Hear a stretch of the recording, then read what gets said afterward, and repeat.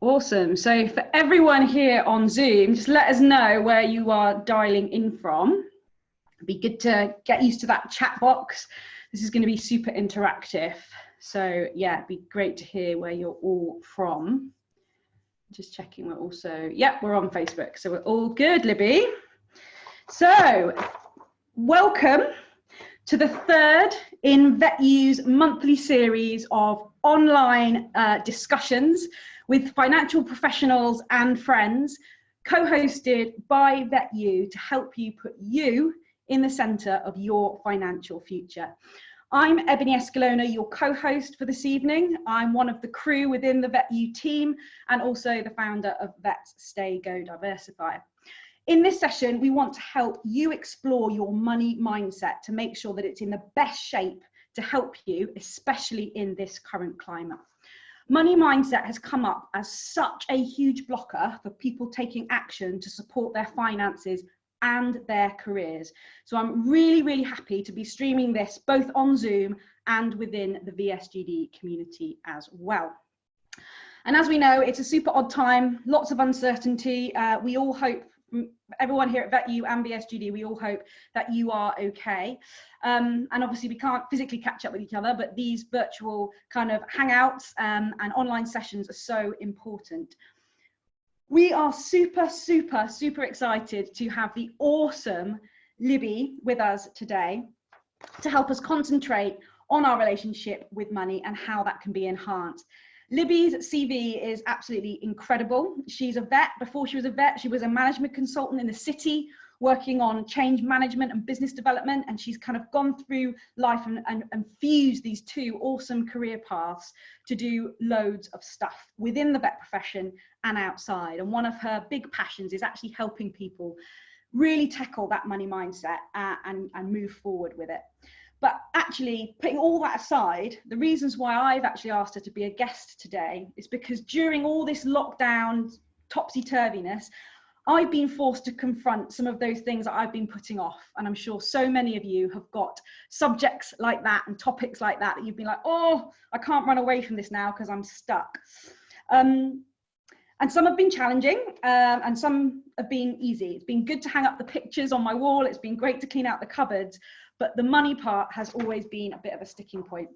And money management for me has been a huge focus for 2020. And with Libby and my financial advisor through VetU over the last few weeks, I've just had so many helpful and transformative things that have happened.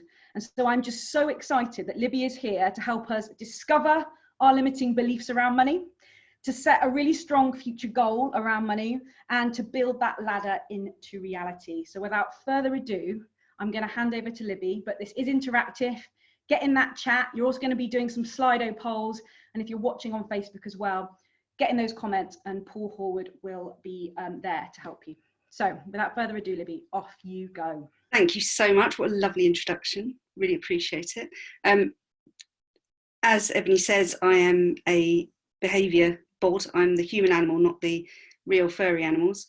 And I'm here today to give you some intel into you. So it's a bit of a deep dive into your brain. To anyone that hasn't seen my material yet, I help people get unstuck, is the thing. My main focus in this weird, crazy time is helping people find a way through it that is really better than just that survival mode. We can all go into survival mode, or we can choose differently. I'm going to talk about that in a bit more depth. My usual life is speaking at conferences. As Ebony said, I'm also a vet. I try to weave this one subject into the narrative wherever I go. And it always amazes me, guys, how repressed we are talking about money when it's so vital and it's such an important part of everything that we do relies on this flow of money. I've worked with a lot of Americans over the time, and they don't seem to have any embarrassment around talking about it. So I'll be talking a little bit on that. I've also built myself 5 different businesses over the years, so I've got some experience in that, and I'll be helping you with a little bit of strategy at the end for those of you that are ready, that have got something ready to go. So let's be honest, it's a bit crazy right now. You're here tonight. I personally believe everything happens for a reason. You're listening tonight, and I want to give you as much value as possible for this. So do one thing right now for me. Turn on your curiosity button. Go into that place in your brain that says, I'm going to get the most that I can. I'm going to consciously choose to be relentlessly curious about this time together. We're going to go for about 45 minutes. I'm literally setting a timer. I know your brains neurologically fall off a cliff at 45 minutes, so I won't go over that if I can help it. Grab a pen, please, because there are going to be some important things to write down, and they're going to be about you. Pen on the go, Ebony. Good work. So what are we going to do? We're going to kick off. I'm just going to go through, obviously, you know, the crew at Vhat, and you know, the lovely people that are trying to make this part of our lives, because it's not, is it? We're not taught it in school. We're not taught it in a conscious way in any of our veterinary education. We sort of pick it up as we go along, but this is what's really important. So my brand has been around for a couple of years. My particular focus is, as I say, helping people get unstuck. I also work with companies. So I work with big corporations and I go on stage for them and I talk to their entire workforce around some of these issues. As you can see from my letters, I'm a vet as well, as everybody said. Tame Your Brain is my model. There's specific things that stands for, and it's a real change management model. I won't have time to cover that a lot today, but if you're interested, reach out afterwards and I'm really happy to go through it more with you. So our title, as we say, is Tame Your Brain, Money Mindset. And let's think about the alternative title, which is How Neuroplasticity Will Help You Survive This Zombie Apocalypse. Because let's be honest, guys, this is a mental time. We are living in some sort of weird film, aren't we? We're not prepared for this. It's what we call a novel threat. We don't have the skills, and we certainly don't have the answers in our little human Google. So as you're listening to me, have a think about what this disaster is going to mean to you, because there have been things that have happened before. I'm going to take you back to this one. This was the last time the world faced a threat. And this lasted, what, 2 days of flight lockdown? And then we're out. We've been living for months now in a state of amygdala hijack. And I'm going to explain why that's so bloody dangerous in a bit, because it's something we can't do forever. We get tired, guys. So we need to come up with other strategies, and I'm going to give you some of those today. Maybe as you're listening to me, you've got to think, perhaps you're one of those parents you've been furloughed, you're suddenly homeschooling, you're suddenly cooking 74 meals a day, kids are fighting everywhere. Maybe you have had thoughts in your mind about scarcity this last week. Maybe you've thought about, have I still got a job when this comes out? Maybe you've thought my practice is actually going to close down and it's your practice. Maybe you're a locum and your work has dried up. And maybe you're just an individual who's at a little bit of end of tether and feeling a bit crap about being a vet anyway. Because let's be honest, that can happen. Before all this happened, that was happening to a lot of people anyway. And maybe you're already in possession of an idea, as I say, and maybe you've got something you want to take forward, but you know mindset is everything. And so you're starting here. Well done, well done. I'm going to give you some strategy around the getting through, how you can activate this thing called neuroplasticity and how that will change the world. So if that sounds good, we're going to crack on. So just referring back to 9/11, as Ebony says, I used to be in the city once long ago. I was actually in Hawaii when 9/11 hit, and it literally changed my life. It could have been the disaster. I could have seen it as the disaster because my business partners withdrew their funding. My little business in the city, my consultancy, crashed overnight. And like a tiny phoenix, I decided to instead retrain to be a vet. Now, it's in the moments of decision that your destiny is shaped. And that's one of those really powerful things when you realise it's those little tiny switches of the track that put you in a different place. That they may only be 1 degree different here, but you fly 500 miles and you end up somewhere completely different down there. So we need to be really aware of these moments of decision. So I went into vet school. I used this crazy disaster, did a degree while I was there in neuromechanisms of behaviour, popped out a baby. And why am I telling you this? Because this stuff works, guys. I'm not telling you this as a please be impressed at me. I'm telling it to you, to impress upon you how very real I made this. I lived this. I used these techniques that I'm going to teach you today. And I set up several businesses on the way working through. I had a consultancy running in London whilst I was doing final year in order to get through. And that's not easy. So I know something about productivity and I know something about how to control your mindset so that actually you can do the things that might seem like a dream at the moment, but you can make them happen. And you and your mindset can literally change the world. And I want to also impress upon you by showing you this picture, the fact that being a vet is what you do. It's not what you are. It's an activity that you do. It is always going to be part of your identity. And when people ask me what I do, sometimes I still say I'm a vet. And I do so many other things. But so I understand how core it is to us as our identity, but it is only how you exchange time for money during the day. There are so many other things you're going to be able to do. And this is one of the points we'll come back to. So how do you choose? How do you choose? I'm going to give you a framework for that. So I know all this because of, after fighting so hard to be a vet, I then worked as a vet for 5 years, and then I got hit by a car. Can't work as a veterinary surgeon with a back that goes into spasm because C2 to C6 is knackered. So again, like a tiny phoenix, I made a decision to go back into business. This time I built a tutoring and music school. And we have this choice all the time. So what I'm going to talk to you about today are these choices.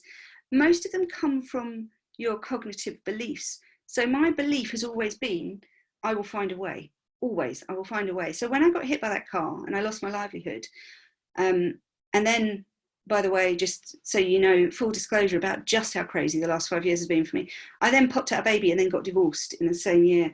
So it was quite exciting.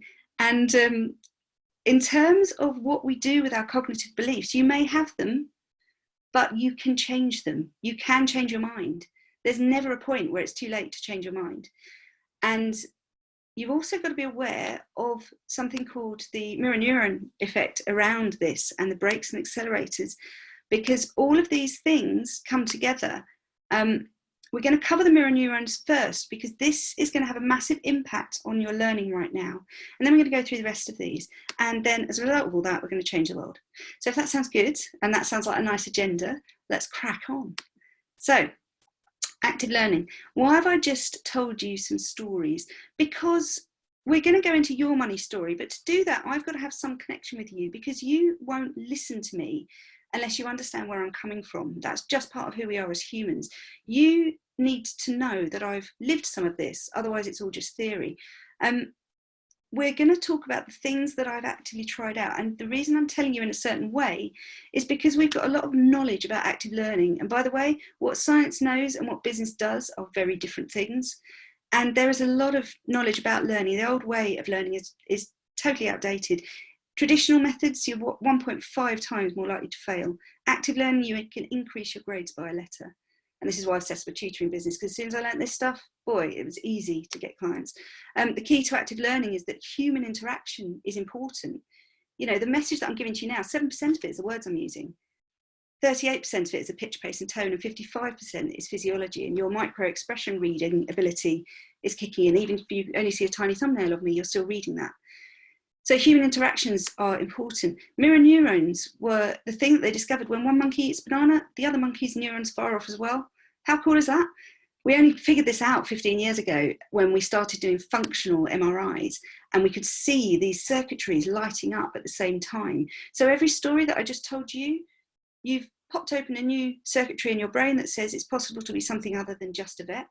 And you may not feel that or live that yet, but we've popped open that possibility that may not have been there before. I think it was there because you're obviously on this webinar, which means you're interested in it. So in terms of when we go through how this works, when we talk about circuitry, we need to think about stirring the pot. We've got to change what we're doing. So I'm going to ask for your interaction right now. So pick up your phone, go to slido.com for me, and where it says join an event, I want you to put next to the hashtag money mindset. And it should pop open the first of our little polls tonight. Don't think too hard. Don't think too hard. Just give me the first 3 words. If I say the phrase, money is, give me your first 3. Don't think, and don't, for God's sake, tell me what you think I want to hear. Tell me what comes into your brain, guys. What are the first 3 things that you think of? Money is. So go to slido.com, join the event that says hashtag money mindset. First 3 words.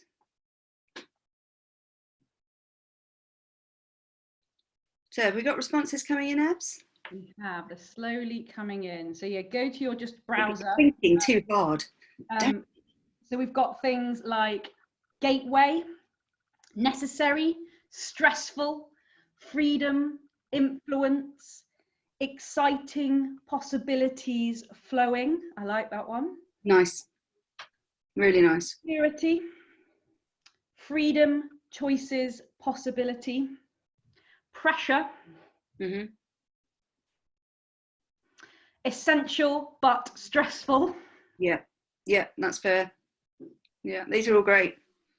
Bondage, anxiety, restraint. Yeah. Awkward. Social construct. Yeah, totally is. Yeah. These are great. Okay, thank you guys. We'll leave that open for another few minutes for those of you that have got different brain types. There are 4 different brain types, and there is a brain type you ask them to think on the spot and they don't have it in them to come up with the answer straight away. It's called a tempo energy. We profile people all the time in this trade.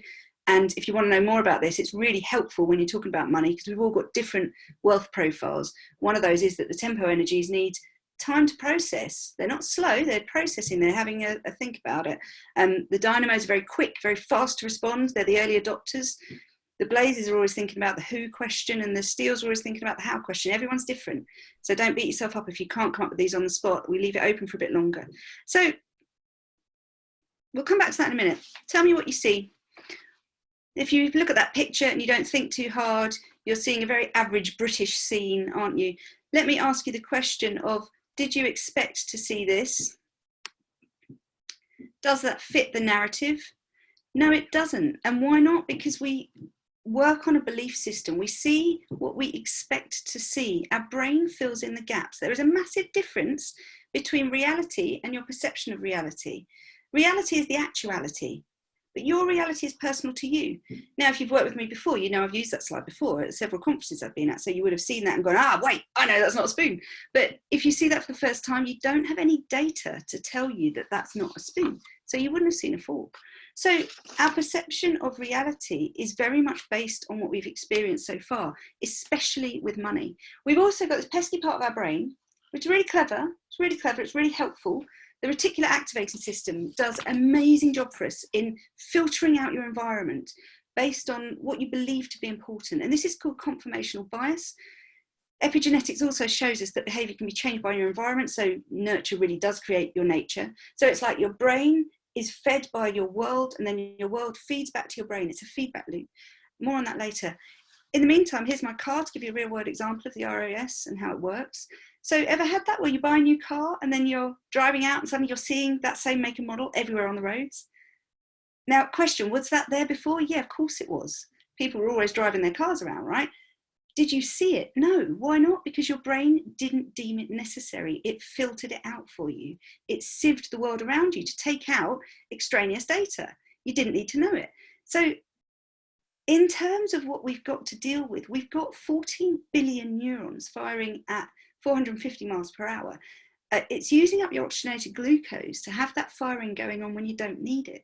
So our brain just chooses for us and it slashes through based on our belief systems.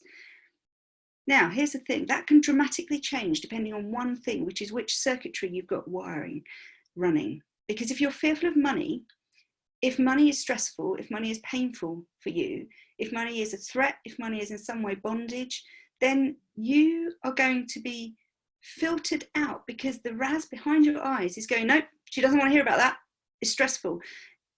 It's so powerful, guys, when you understand if money is painful to you, is your body and your brain going to move towards it in any way when it knows it's going to cause you pain? No, it's not. We're not wired like that.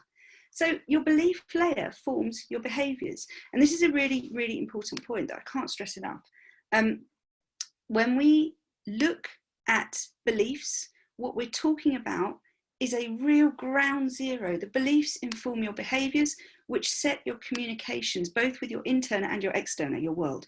Beliefs are so powerful, and everything that you do is based on your mindset and your beliefs. So you want an ultimate success strategy for life? You want to take a little picture of this, because this is the absolute heart of everything that I teach to everybody. This is your formula. You can run this through any business, you can run this through any lifestyle, and it just works. You take your beliefs and your values to inform your goals. You formulate a strategy as a result of that, which creates your actions. We're always on about, what should I do? What should I do? That's the 4th step, guys. That's nowhere near the top of your tree or the bottom of your ladder. You can't start there. To build your ladder, you start with your beliefs and your values, then and only then do you design your goals. The goals come as a result of deciding absolutely to the nth degree, what's my belief set?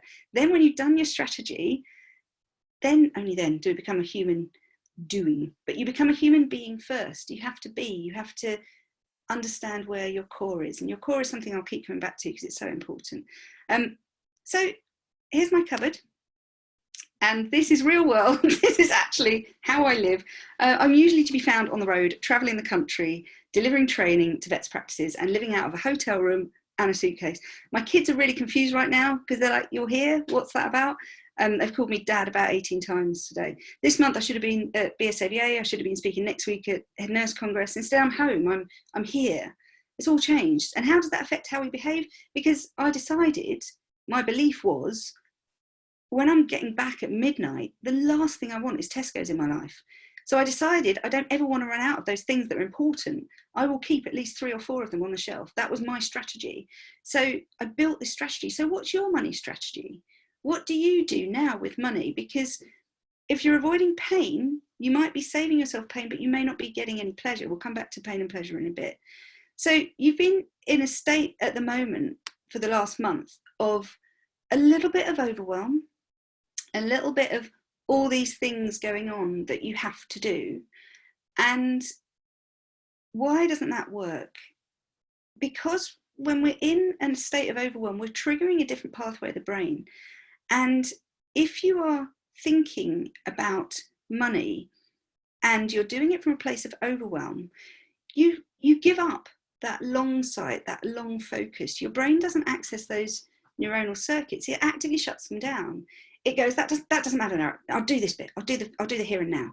And so you will have shortened your vision process and you will have shortened your project focus because it just isn't relevant to you. It's your reticular activating system again kicking in. So grab a pen. I want you to write down for me on a page in front of you, pick a figure. If you can choose a figure that you want to earn in the next year, just commit that to paper right now. Take that first step and just put it on paper. Because your barometer is set at a certain level. That figure that you've written down is one that you might feel a little bit uncomfortable with, but it's not out of the question. Now I want you to add to that figure. What could you do if you believed you could? Go and be bold and just add to that. What could you do if you believed you could? And you knew you couldn't fail? What could you do?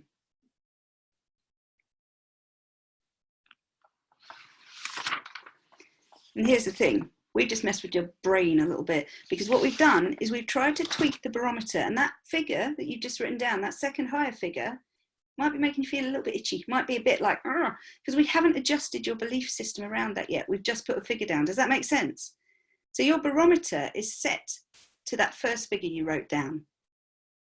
And you earn a penny more than that, you'll find ways to lose it.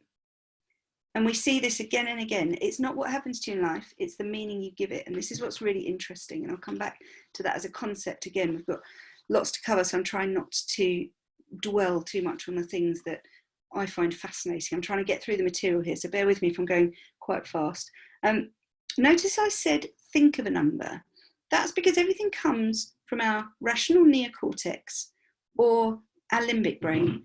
Now, our limbic brain has no language around it. Your EQ is this think, feel, do model. It's really simple, but it's really powerful. We start by thinking. We start by having a thought process around, is this the right decision? I think it is, on the data. We then check in, our limbic brain will crash on in there and deal with it first if it's a threat. It will then add a layer of anxiety to it to make you pick, to make you go into fight or flight. Because if it's a tiger, you have to act fast. So in this current scenario, we're in a little bit of danger in our thinking processes because we've all been triggered. We've been cortisol stimulated for over a month now. And if you're like me and you went into lockdown early, I shut my doors on the 17th of March because I could see what was coming.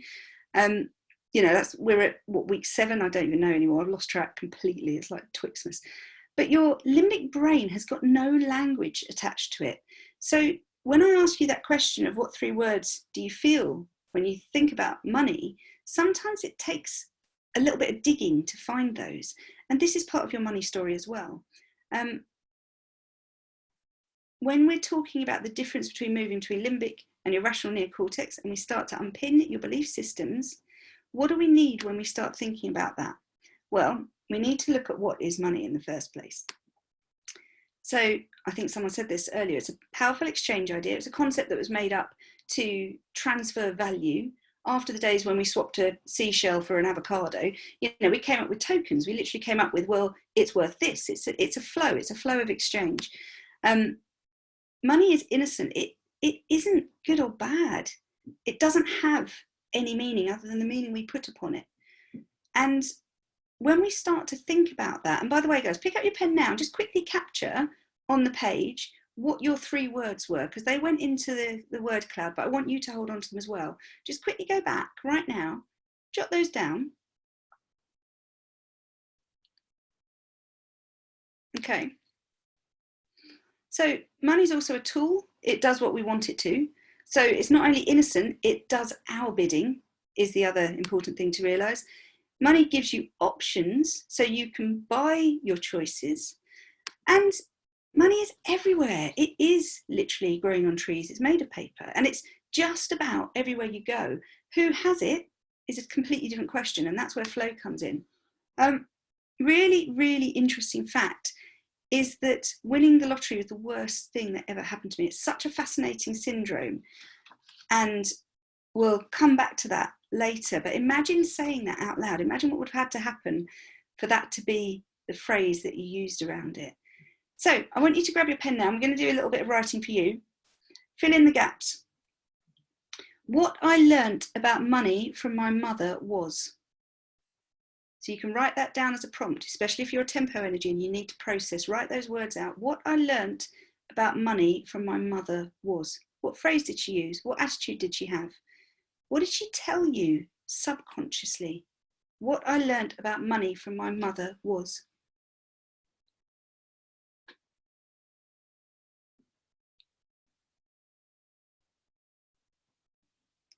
And then do the same with what I learned about money from my father was. Is it different? Is it the same? Was there a slightly different tone? Were there different ideas and concepts that they had?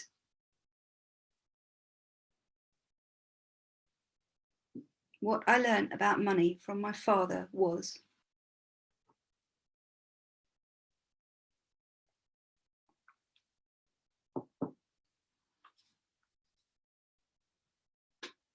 And then one more thing, guys, and this might surprise you. Fill in the gaps. Rich people are,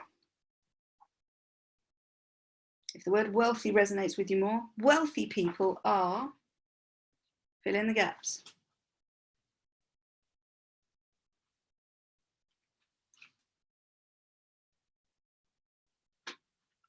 So,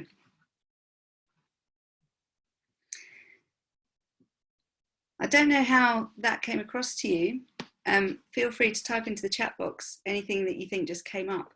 If anything really big has come up that you want to quickly capture for our purposes, go to Slido again. Ebony, if you want to pop open number 2, we've got a thread that's just called Lightbulb Moments. If you've just had a little bit of a breakthrough, if there's something there that's like, wow, I didn't know that was in my head, chuck it in there. Because what we've got on the page in front of you now, guys, here are your cognitive beliefs. These are the things that you base all your strategy on. That you have on the page right there is your money story. Now, all your strategy will be based on that until you dig them out. And you can change your mind. I'm doing, for my contribution to the course, I'm doing a 10-minute video every day on kittens and neurocoaching. So pop along to my Facebook page, which is Libby Kemkaran, and look at episode 6, which I did, I think, yesterday, and it's called You Can Change Your Mind. And it's about limiting beliefs and how neuroplasticity works and how you can rip out these things that are in your head, because you can always change. So when we think about this phrase at the bottom, we've got to think about the fact that the actual reality is 85% to 90% of lottery winners lose all their money within 6 years. How bonkers is that? And why? Because it was never about the money. It was about their mindset all along. 85 to 90%. You think about that. So what do I need? What do we need going into this? You need a mindset. You need a skill set. and then you need an action set. They are three different things. People roll these, they conflate them together, and they think, I must sort my finances out. No, you need to sort these three items, and you start with one, you move on to two, and then you move on to three. It's as simple and as beautiful as that. So we start with mindset. We figure out what your limiting beliefs are, and you can do this by yourself, or you can get someone like me to help you. It's faster if you get someone to help you, but you can absolutely do it by yourself. However you do it, it doesn't matter, but you have to do it, because you've got a choice. You can either keep doing what you've always done and keep getting what you've always got, or you make a change. You use this opportunity, this world change, this brave new world, and you make a change. And we've looked deeply there at, what is actually inside my head? And you have to see the dirt to clean the house. And what we're doing isn't negative. We're just doing the first step of recognize it or replicate it. You have to see it to be able to choose. Do you want to be your parents? Did they do all right? Do you want their results, or are you thinking bigger and better? Do you want more? We'll come on into strategy in a bit. So now on to accelerators and brakes. Here's my daughter, and there is a massive spider. And my belief is that is evil, and it should not be anywhere in my house. Imagine if the way you feel about money is how I feel about that spider. Imagine if it engenders the same irrational fears in you. Because remember, money is innocent. These things, they're harmless. I don't feel like that, but they are harmless. They can't hurt me. But I reacted bloody fast. I drank that scotch really quickly and then slammed the glass over it. I was quite proud of how ninja-like I was. But what happens when you feel like that? You change your behaviour, and you go into more what we call away from behaviours as opposed to towards behaviours. So if you're moving into away from behaviours, we need to think about where they come from. So there's a massive weather change in the world of neurology at the moment. We're now, God, like astronomy was in the 16th century when they suddenly got their hands on a telescope and it all changed. We've been able to do functional MRIs, and suddenly we're all over this neuroplasticity that we thought was a thing. I stumbled across it in 2001. I was at this Tony Robbins conference in Hawaii, as I say, when 9/11 happened, and the concept blew my head off. It was called neuroassociative conditioning back then. My business went up 300% overnight. It was amazing when I learned this stuff. And here's why: because people are stimulated by this little piece of the brain called the nucleus accumbens to do towards or desire behaviours, or fear or avoidance behaviours. Which do you think is stronger? Which do you think drives us more? Well, people are more motivated to move away from pain than they are towards pleasure. So think about that. If you're massively compelled to get financially secure, you're really excited about it, but at the same time, you're a little bit scared and it causes you pain. If it hurts you to open your bank statement, if it makes your back itch when you have to sit down and look at a spreadsheet, are you going to do it? No, you're not. Not until you rewire and then refire and you start using that circuitry over and over again until it becomes commonplace. And then you habituate to it and it becomes normal and it's not painful anymore. And they did experiments with Milner's rats. They showed a huge propensity for towards behaviours beyond reasonable, but then they repeated those way beyond reasonable levels when they stimulated the pleasure centre in the brain over and over again. So if we can work out how to tap into our pleasure centres and hit those buttons, suddenly you become immensely powerful. The trouble is to pain as well is you habituate to a higher level of pain than you should do. They did experiments on a golden retriever. They took a tennis court with a net down the middle. They electrified one side and made it leap over the net to the other side. They then electrified the other side, made it leap back. They then electrified both sides. The poor dog leapt a few times and then just lay down and gave up. The trouble with debt is it's got so much shame attached to it and so much pain. You lie down on that floor, even though you're being electrocuted. And literally this dog lay there until it died. And the pain of being financially out of control is hideous. Again, I'm speaking from truth. I spent my early life in the city. They were giving out bloody MBNA cards all day long in the pubs. They'd get you while you were drunk. They'd offer you a free packet of fags and you'd be like, yeah, great, I'll do another 10 grand.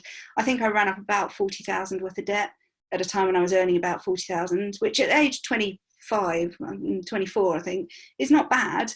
But, you know, when you think about running up a year's salary as debt, that's harsh. That's really harsh. So to pay that back whilst living was just, you know, but I got completely on control of this, sorted it out within 6 months. It's doable. It's really doable, guys. There are ways around this. In terms of how you do it, there are specific ways and there are things we're going to talk about. So why do we need to know this about pain and pleasure? Well, we've got this thing called the away from syndrome, and then we've got the towards values. And if you work out what you're compelled by, what is it that drives you? What's your why? Suddenly, because it's not about the knowledge, guys. Let me put it really bluntly. There are people out there that are really financially successful, right? There are people that are fine. I'm fine, even though I lost, I think, at a conservative estimate, I think I lost 15k in 1 week in the first week of lockdown in bookings. But I'm still fine.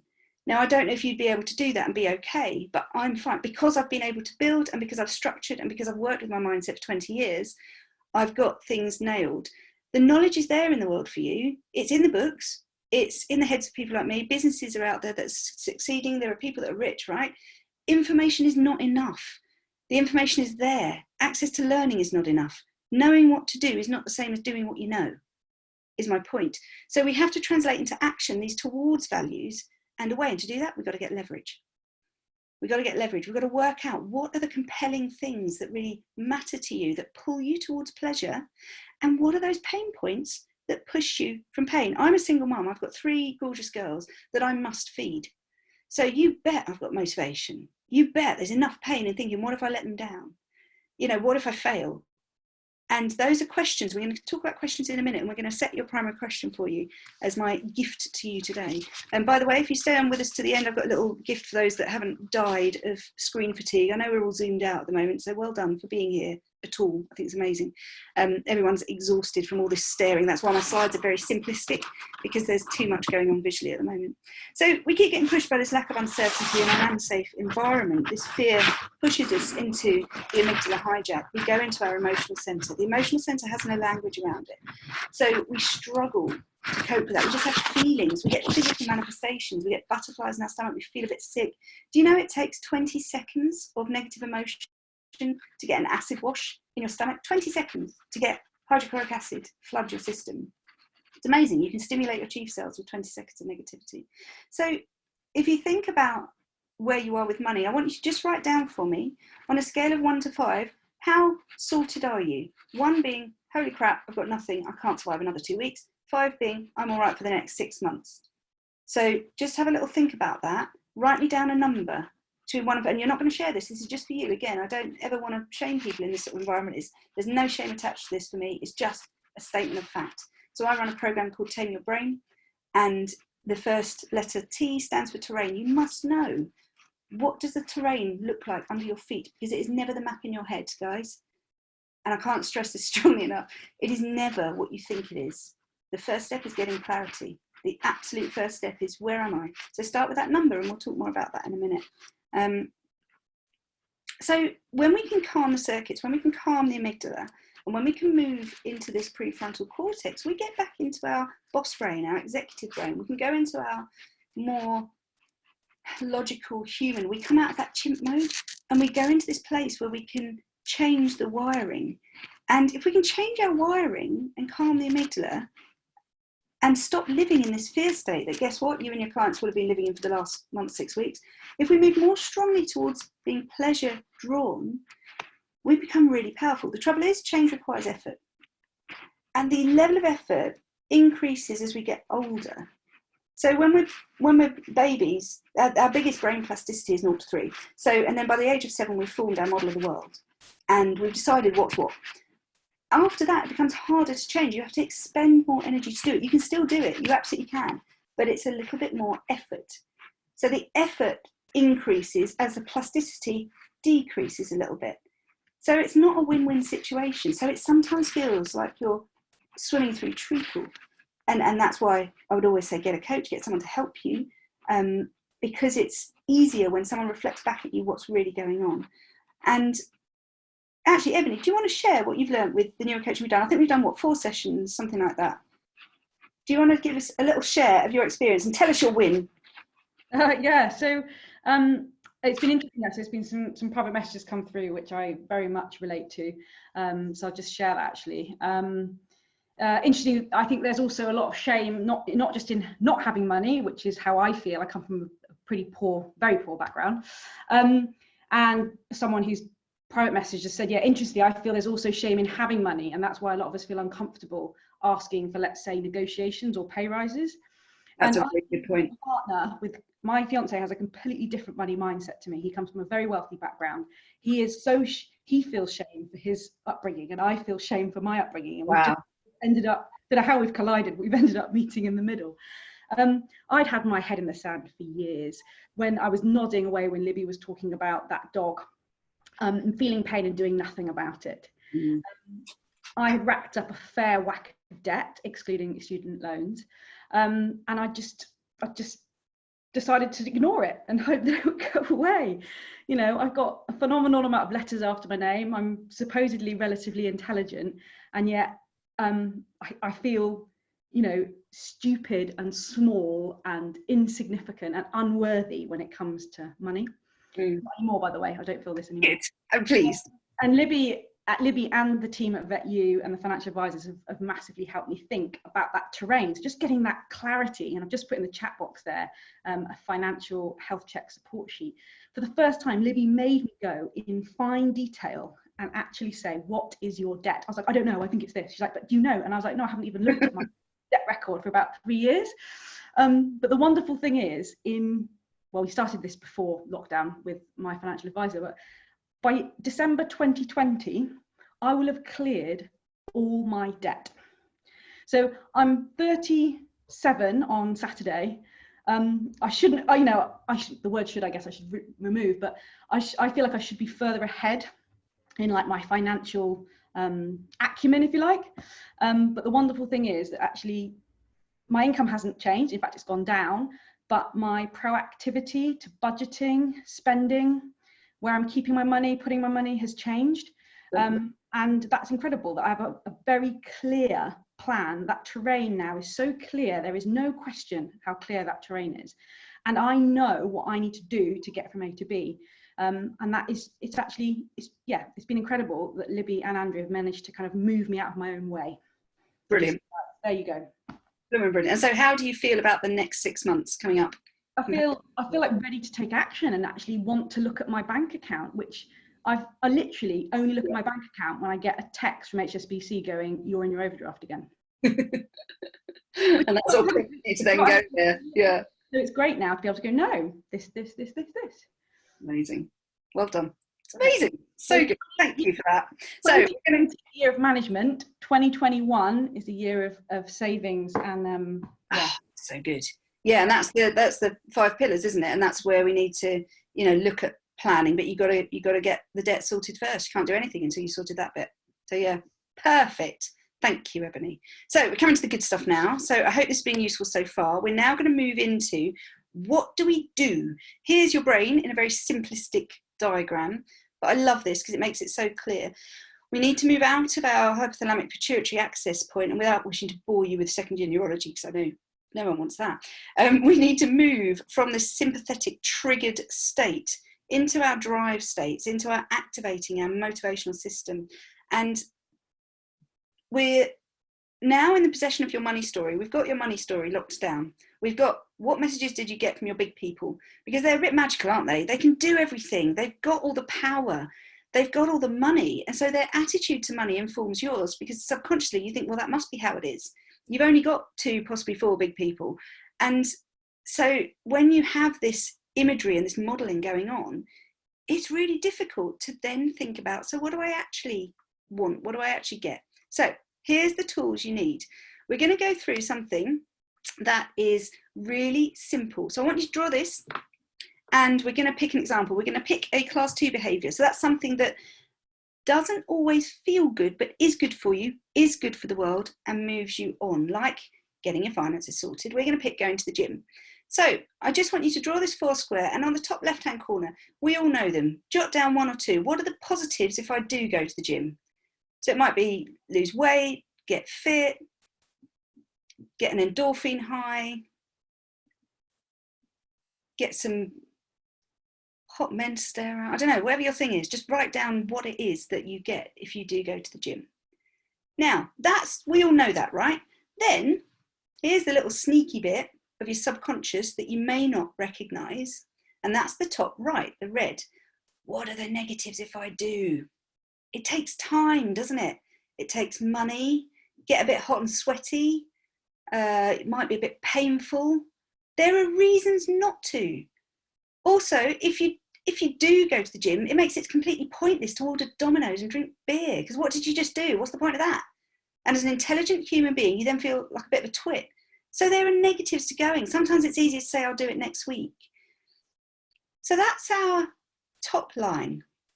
Then there's these other two quadrants that are equally in play. What are the positives if I don't go to the gym? And how insidious is that? That little sneaky voice that says, yeah, but if we don't go, we can just loll around and watch Netflix back to back and have beer. And that's one of those pieces of the subconscious we don't often look at. And so you see the two reds in the subconscious, sort of diametrically opposed, are drivers that can equally stop you doing something.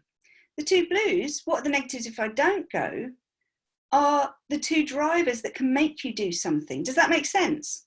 So we've got our compelled behaviours towards and our compelled away from behaviours. So the negatives if I don't are, I'll die of a heart attack, 38 stone, and I'll have to buy a whole new wardrobe every 2 years because I'll just keep getting fatter. You know, we can come up with whatever it is that's our incentives to do it. So, you know, the negatives is the list I put on my fridge, the positives is the list I put on my mirror to trigger my brain, to push those leverage points. Because you can do anything in this world, guys, and we're here for one go round the world, and it might as well be fun, it might as well be good.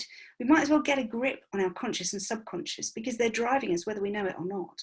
So if we look at this four square, we've got a real bit of leverage here into thinking about our behaviours and thinking about how do we want this to work.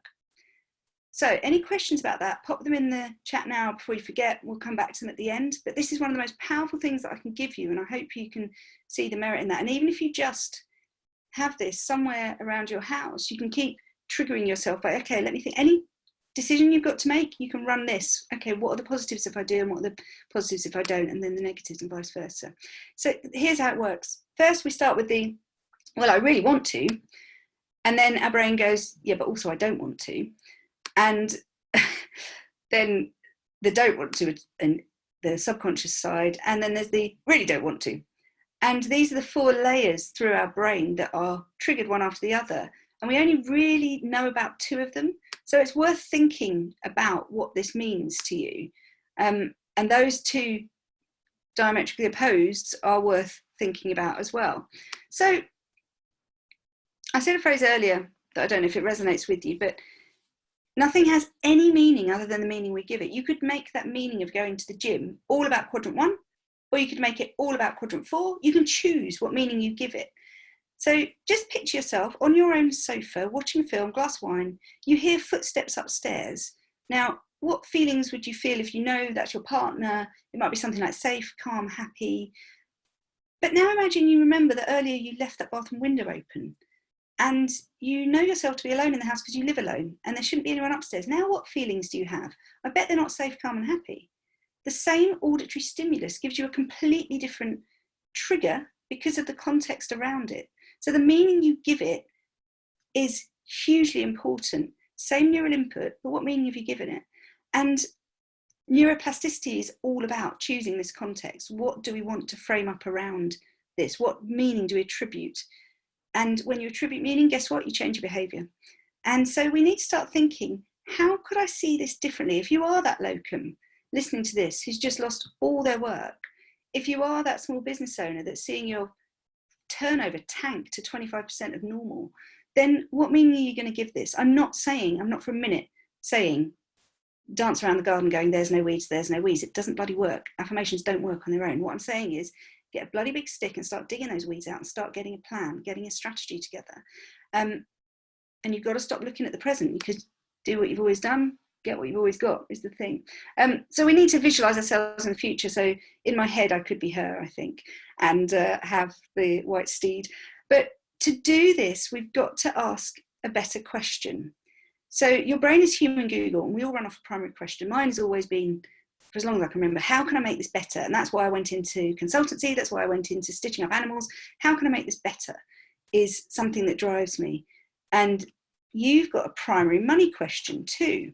So go to Slido and, well, actually start with writing on your page first, because this is really important. This is a really important one. So not why am I so covered in debt? Not why has this happened to me? It might be something like, what skill do I need to be financially free? What help do I need to get in control? What skills do I need to learn to launch my business? Think of a healthy, informed, empowering primary question for you right now that resonates, and just capture it, write it down. Again, if you're tempo energy, nothing comes up, that's fine. Write down my question to you and something will come up later when you've processed. And decide as well, guys, what level are you playing at? Are you going to go primary school, just enough money to get by? Are you going to go university level and want to actually earn enough so that you can thrive in this brave new world? Or are you going to go nuts and say, that's it, I'm turning everything digital, I'm going to get a coach, I'm going to go build a business and sell everything online? What are you going to do? Make a choice. If you're brave, go to Slido, again, same code, money mindset, and tell me your new primary money question under light bulb moments, if you're brave enough to share. So we must design our life, we must move the pieces, we must shift your thinking, because guess what? Life is happening anyway. It might as well be glorious.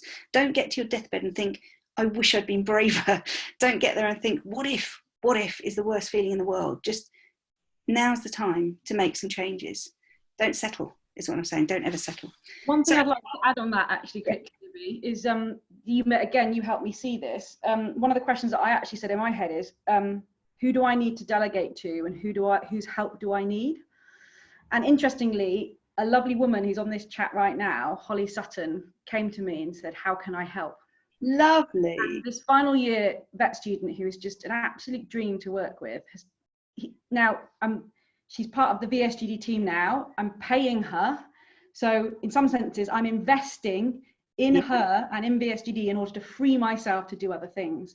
Totally. It doesn't always come in the literal of money coming into you right away. It comes in collaborating, forming a team, getting more stuff done so other people can be made free to do other things. Totally agree. And that's about flow. That's this flow concept. And by the way, guys, I know that sounds really woo-woo and hippie, but it's actually a real proven science. It's shown massive benefits in surgery and sport, and flow is about exactly that, opening yourself up to that flow of ideas, because when you're blocked, when you're limited in this narrow boxed mindset, you wouldn't have seen that, and you wouldn't have jumped on it. And I know that Holly was looking for income as well, and it's had a lovely catapult effect for her, from baking cakes and selling them in Surrey through to working with VSGD more. And so it's just been a really great, like you say, exchange of energy and money and ideas. Brilliant. So coming up to the last patch now,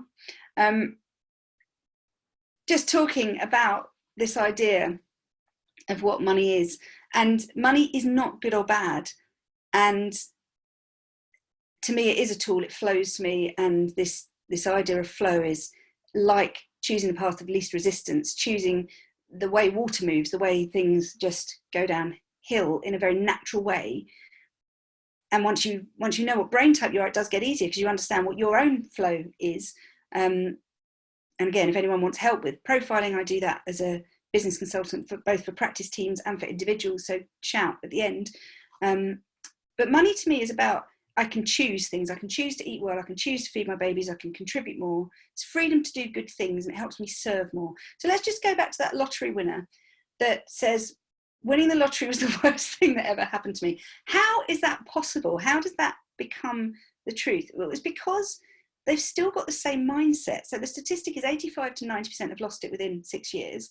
And 85% of those losers say that phrase, winning the lottery was the worst thing that ever happened to me, because it was never money they needed. They needed to change their mind. They needed to change the way they thought about this. So they needed the mindset, the skill set, the action set that I mentioned earlier. There's one other thing you need, and I'm just going to show you what this looks like in, again, one of my scribbly drawings, because I usually would do this on a flip chart if I'm standing in front of a room presenting to you all, but doing it remotely, I have to actually get creative beforehand. The cornerstone to everything is your self-worth. And I know, again, guys, I'm at risk of sounding really hippie woo-woo, but trust me on this. Trust me. There's no such thing as procrastination. There's the value you put on your time and your energy. Energy is your currency, and where you choose to spend it is your choice. There is no such thing as procrastination. There is a choice not to do something or to do it. There is no such thing as lack of ability, because you can always get that ability from somewhere. So you can increase, if you look on the right hand side, you can increase your efficacy by gaining skills, knowledge, ability. They're all buyable. They are all buyable. And I proved that. You know, I left school with bugger all and then popped out many years later with a Cambridge degree in neural mechanisms of behaviour and a Vhat qualification. And that was just my choice of application of my time. That is all. And we'll talk a little bit about growth mindset in a minute. I'm just conscious of time. So these are the different two axes that we need to think about. The self-worth, if you have a low self-worth and you don't feel you deserve or are worthy of success, you will not be able to achieve the same things as if you genuinely believe that's for me, that's mine. And like Ebony said earlier about this, when you go into negotiations, there was one year, I remember coming out of an appraisal and I said to my colleague, so did you get a pay rise? And she went, oh, I didn't ask for one. I'm like, why not? And I was the only person to get a pay rise in the company that year, because to me, it was like, that's mine. I've done my job. I've done your targets. You wanted this. I gave you that. Of course it's mine. And it's not an entitlement. It's knowing what you're worth. It's knowing your exchange of flow. Have you given more in worth value than you take in money value is what I always try to do. And I do that whether I'm coaching, whether I'm training, whether I'm consulting, doesn't matter. Doesn't matter. So this worth index is really important. And self-love is a bit of a shifty phrase that not everyone likes to hear.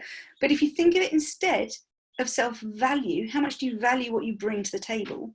Until you're rock solid on that core, again, I'll come back to that phrase, that core self of who am I?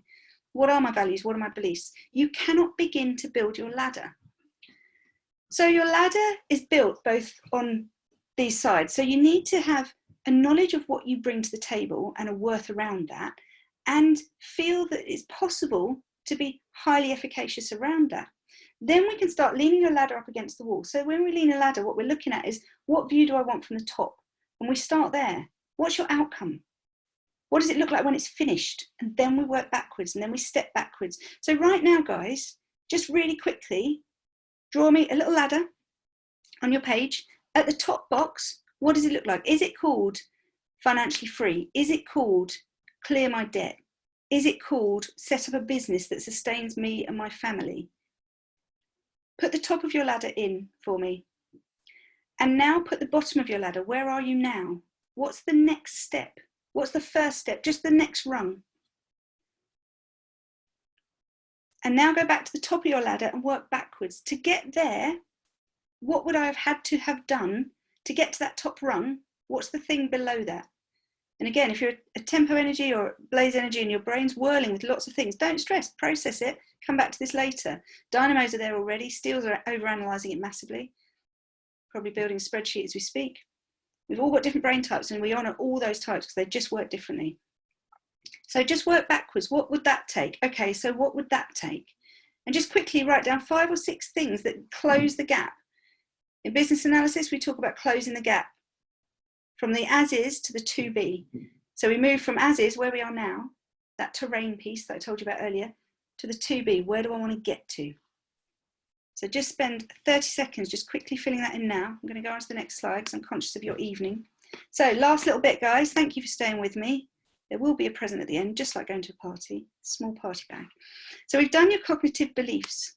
We've talked about the brakes and accelerators, this push-pull, this idea of pulled towards pleasure, stopped by limiting beliefs, and propelled forwards from pain. These are the things that drive you and stop you. We've talked about the amygdala behaviours that we're running at the moment because of our crazy situation. It won't be like this forever. It will come to an end. We're going to go on now to what's called right goals. So right goals are some strategy. Now, there's a bit of a warning that comes around this because we've talked about your skills and your knowledge form your ability and your efficacy. We've talked about ability plus action plus resourcefulness gets you to that wealth point. It's not about anything other. It's not knowledge. It's the action part. So when we talk about that, oh, sorry, the mirror neurons and threat levels we did first. When we talk about that, we have to remember there is a tendency for you to hear a bit of knowledge you may have heard before, and your brain responds before you can help yourself with, oh, well, I know that. Yeah, but you haven't done it yet, have you? So it's a really basic thing. It's not knowing what to do. It's doing what you know is the right thing next. So I'm going to give you 5 steps, which is a really robust process. It's called Right Goals, by John Assaraf's NeuroGym program. John Assaraf's one of my fabulous mentors. I've bought coaching over the years, just so you know. I practice what I preach. I know the value of being coached. Ebony's coaching me on digital, which is a lost world to me, guys. Don't even get me started on how little I know about social media. But, you know, there are things out there that can help you, but you have to be ready to drop this phrase. So I'm just putting that in as a little warning, just to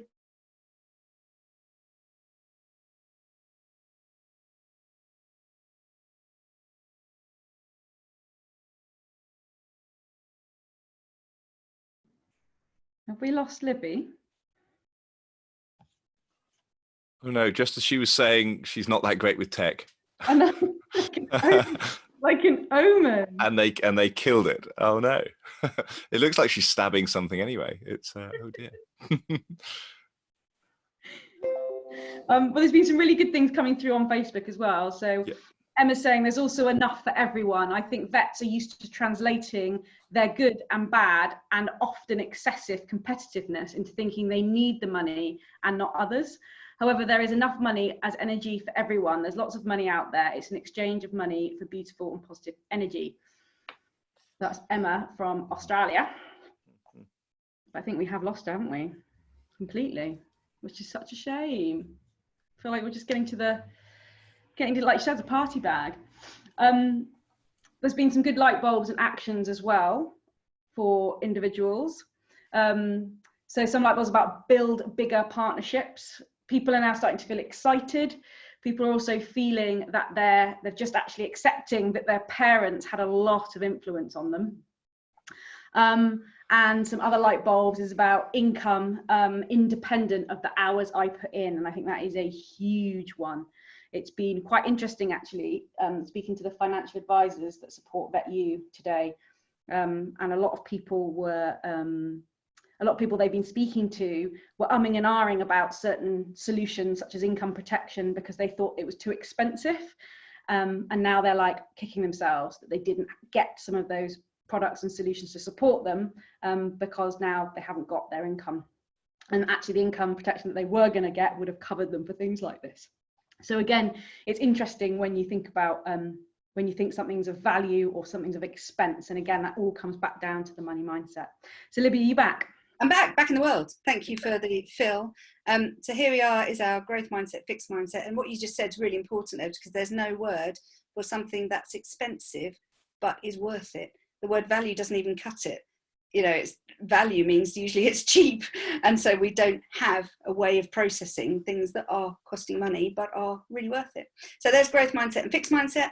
And so let's go through these right goals and then we'll finish up. Number 1, R stands for it must be relevant. The goal must relate to your life in a way that adds value and your legacy. So the question to ask yourself is, how is this going to improve my life? So whatever you've got at the top of your ladder, you must now interrogate. You must interrogate. Remember that you are a work in progress and manage your energy around this. So how does this improve my life? How does this contribute to the world? So if what you've written at the top of your ladder is I will build a business, brilliant. Tell me how it contributes. If what you've written is I'll get $1 million next week, brilliant. Tell me how it contributes. You've got to interrogate. You can't just have it there. Indicators. You must have milestone progressions. Can you name the spots between conceptualizing it and your progression through it? What are your definable measures of progress is the key here. So indicators are all about stepping stones. We've just put some rungs on a ladder. It's about knowing when I get there, the next step is this. G stands for gravity. There must be some sense of magnetism. You've got to have an attraction to your goal. And I've learned this the hard way because I'm a good businesswoman. I've opened some businesses that I just didn't give a flying one about. And you've got to have some emotional calling. You've got to feel a little bit mind, body and soul. This is for me. This is essential for me.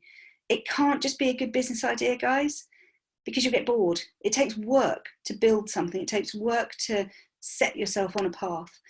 Next one's height. Again, elevation and value. Is the altitude enough? Is it important enough? Does it call you to your values? Will it matter when you get there? Does it impact you at mind, body and soul level? And the final one is time. Is it the right time? Do I have enough time?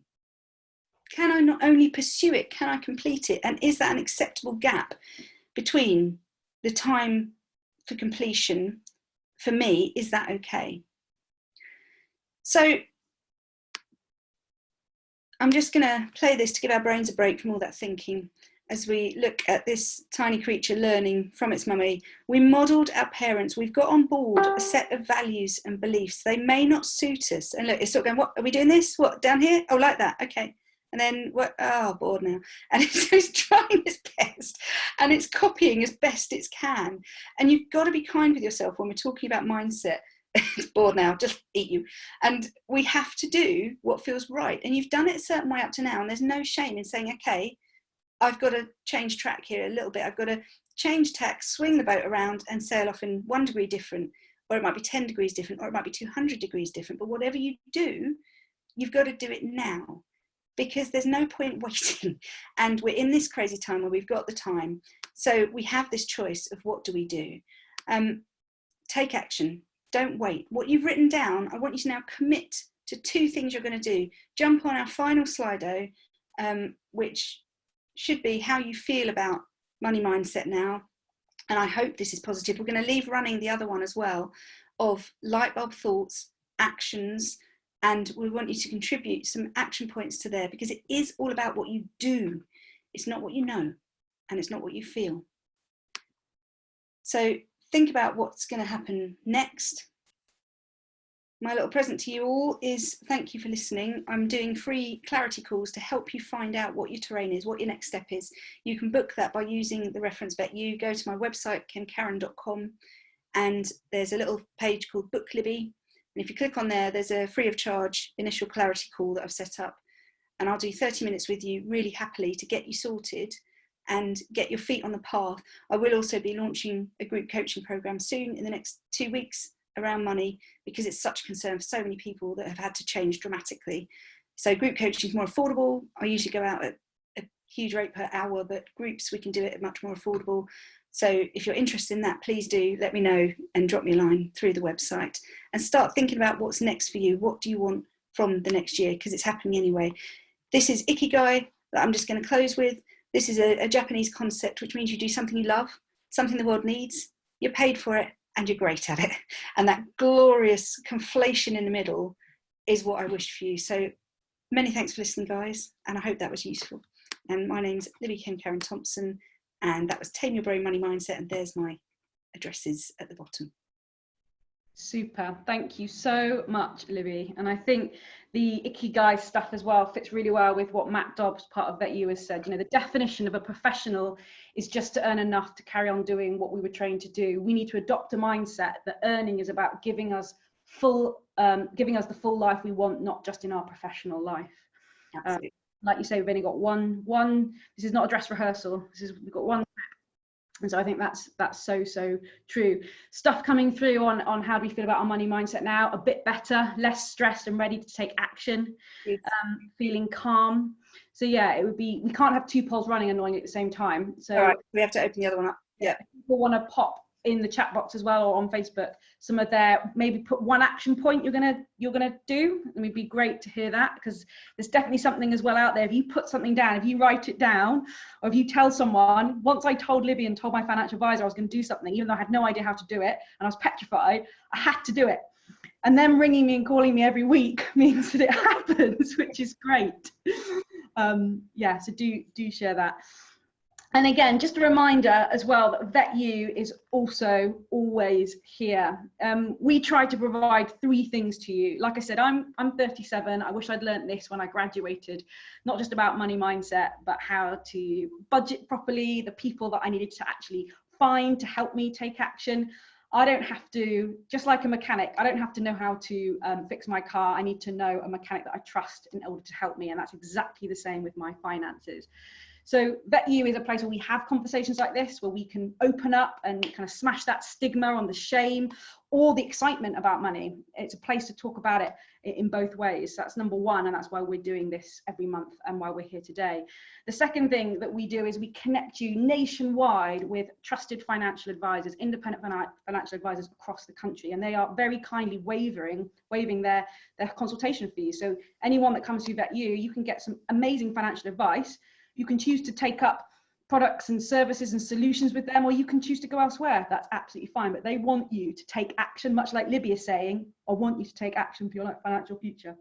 And thirdly, we also offer a suite of financial solutions, because I think what people have learned, and I know Matt and Paul and I were chatting the other day, and Gudrun, you know, a lot of places are pulling away perks like healthcare cash plans. I know Katie has a healthcare cash plan that really helped her with some difficulties.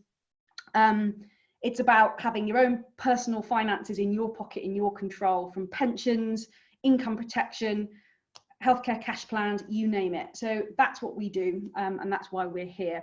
And we're always up for chats, taking on feedback, and kind of adapting for you as well. So do make sure that you check us out, and we are there. So what we got here, yeah. Oh, thank you for the lovely presentation and helpful information. It was a pleasure, and we're having thank yous as well. Lovely. Super. So Adrian Nelson Pratt, great job, Libby, worth every penny. Emma from veterinarycareers.au, that was fantastic, thank you. So yeah, big thank you, and I really hope everyone here got something from it. So that's super. We'll sign off here, and you'll all receive a recording as well in your email, so you can come back. I'm definitely going to watch that back and pause and reflect on some of those points again. Super. All right. Thank you for having us.